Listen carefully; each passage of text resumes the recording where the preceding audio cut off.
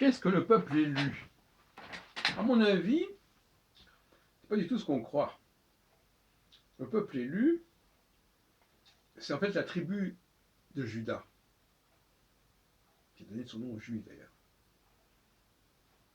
Donc les Juifs sont le peuple élu, mais au sens de peuple, au sens de tribu.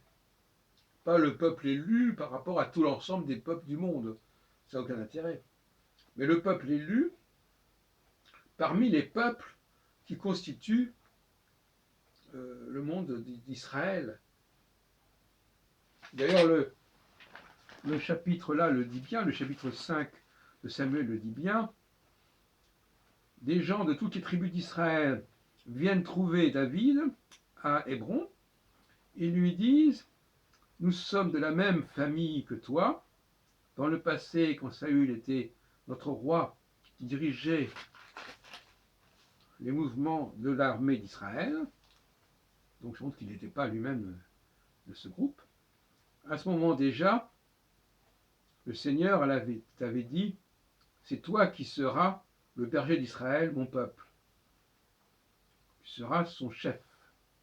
Tous les anciens d'Israël viennent trouver le roi à Hébron.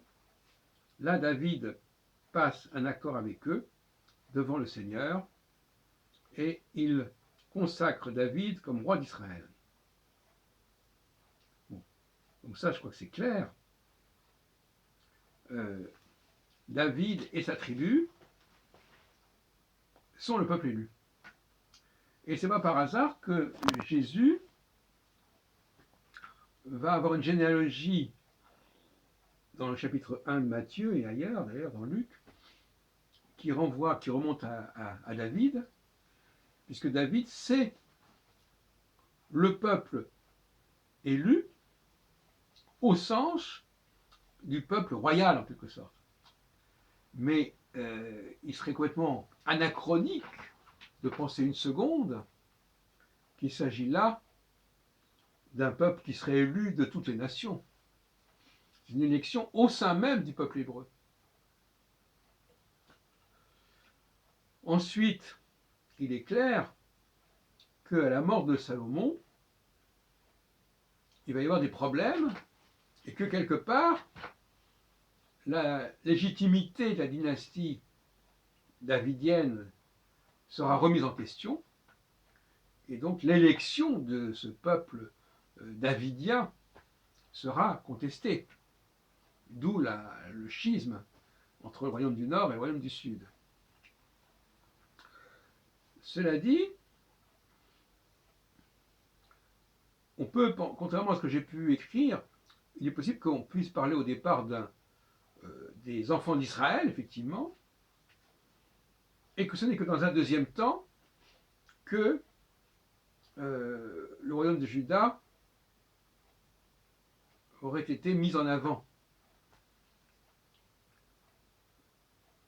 Alors, il y a encore des zones d'ombre dans cette question, mais on ne voit pas très bien pourquoi David n'appartient pas au même. Est mis en.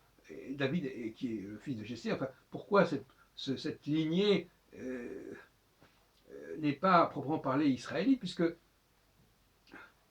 ils disent qu'il a servi Saül qui va du côté des Israélites, et que finalement il laisse tomber Saül qui est du côté des Israélites pour aller vers Juda, vers David.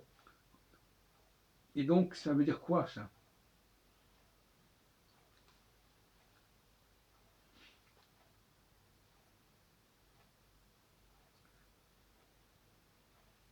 Il y a donc quelque part une exception, une élection spécifique aux Judéens, et ce sont les Judéens justement qui ont échappé au massacre du 8e siècle, du royaume du Nord, et les Juifs aujourd'hui sont les descendants de ces Judéens, de ce peuple élu au sens où je viens de le dire, c'est-à-dire élu par le monde juif, au sein du monde juif.